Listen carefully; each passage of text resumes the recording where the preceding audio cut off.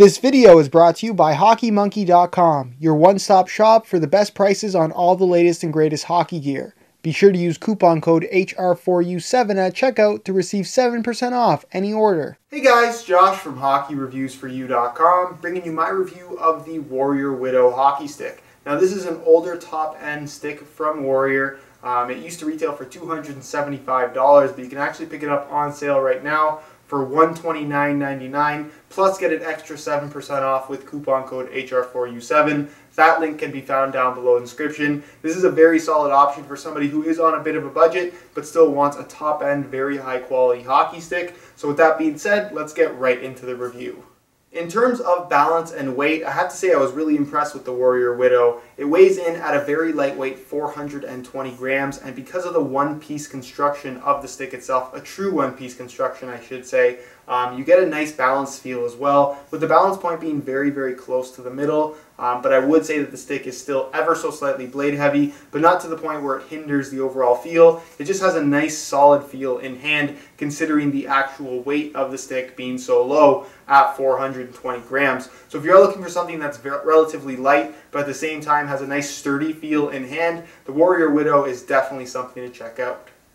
As far as the shaft goes, it's a pretty straightforward design with the Warrior Widow. You're going to find that the shaft features slightly rounded corners and straight sidewalls, and to me has a slightly larger than average feel in hand. So if you want something that's a little bit more traditionally designed and slightly more substantial in your hands, you're really going to enjoy the in-hand feel of the Warrior Widow. Now you're going to find a pretty consistent feel going all the way through the shaft until you get to the lower area, where you're going to find the first generation dagger taper from Warrior. As you can see, the area going down towards the blade is extremely thin, thinner than any other stick on the market, other than of course the newer Warrior models that feature the second generation dagger taper. Very similar dimensions though. And then on the face of the taper you can see that it's slightly wider. That's there to allow for a little bit more torsional support. And of course the dagger taper allows for a low kick point on the stick itself, which we'll talk about a little bit more later in the video. As far as why this is relevant to the shaft, if you are kind of taking face-offs and dropping your hand a little bit lower, you can still get a very, very solid grip on the stick. It doesn't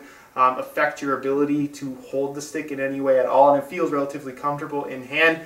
Just something that I thought was worth mentioning when you're talking about the shaft itself. And of course, as far as grip coatings go, the one I used for testing was actually the clear matte finish, which is very matte, very high quality, has a nice look to it, and provides pretty much no extra grip whatsoever. But if you do prefer to have a slightly stickier feel in hand, a little bit better grip, of course a grip variation is also available and on sale. Again, that link in the description.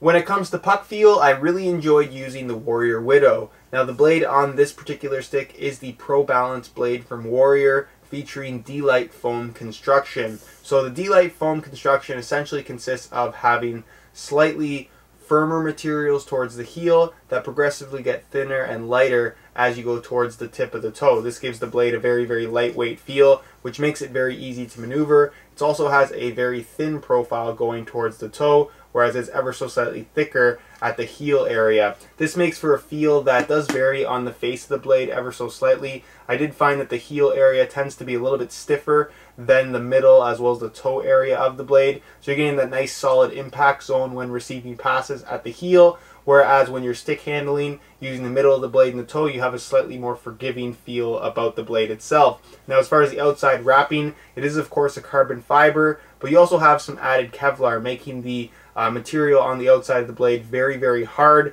which not only makes for better durability, but also a slightly more responsive feel. So you kind of get a good combination of having a nice solid pop when shooting the puck, but at the same time when you stick handle, it still has a nice kind of more forgiving, slightly softer feel about it. That to me is something that I really like in a high-end hockey stick, especially a lot of the Warrior blades. They all have a very similar feel to the Warrior Widow from my experiences. So in terms of puck feel, this is an absolutely fantastic stick.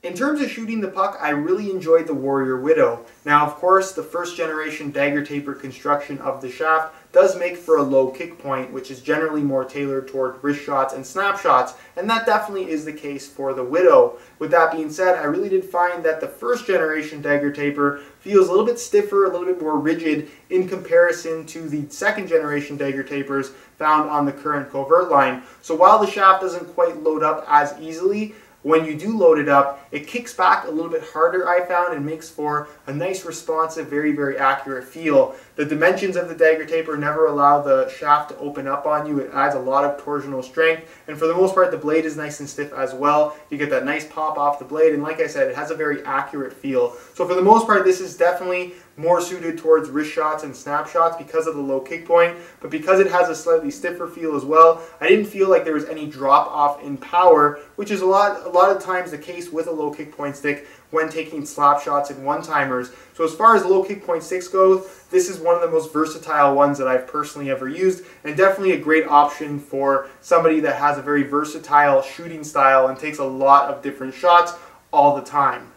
In terms of durability, I really didn't have any issues at all with the Warrior Widow. It held up very, very nicely, and like I mentioned earlier, it has a nice solid feel about it, more so than you're going to get from most other sticks weighing in around the 420 gram mark. So other than just normal composite stick wear and tear, such as some scratches and scrapes in the paint and the blade itself, like I said, nothing has gone wrong thus far. I don't foresee having any issues with the Warrior Widow either. So for the most part, if you're looking for a high-end stick at a great price that is most likely going to last you a decent amount of time at least, the Warrior Widow seems to be a very, very solid option. Alright guys, that's it for my review of the Warrior Widow. While this isn't the latest and greatest as far as what Warrior has to offer, it still is a very good stick when it comes to overall performance, and in my opinion is not far off from their current models. All the performance elements are there, and considering you can pick this stick up for under $130, not only is it a great performing stick, it's also an incredible value. So again, if you're interested in picking one of these up, you can find that link in the description along with the HR4U7 coupon code to get this under $130. Incredible value. If you have any questions regarding the stick, feel free to leave a comment down below. I definitely will get an answer out to you. If you have any suggestions for other pieces of equipment you'd like to see reviewed on my channel, leave those comments down below as well. I'm always open to hearing your suggestions. If you enjoyed today's video, be sure to support it with a like. Subscribe if you haven't already for more reviews on all the latest and greatest hockey gear. And other than that, guys, hope you enjoyed today's video. And as always, thanks for watching.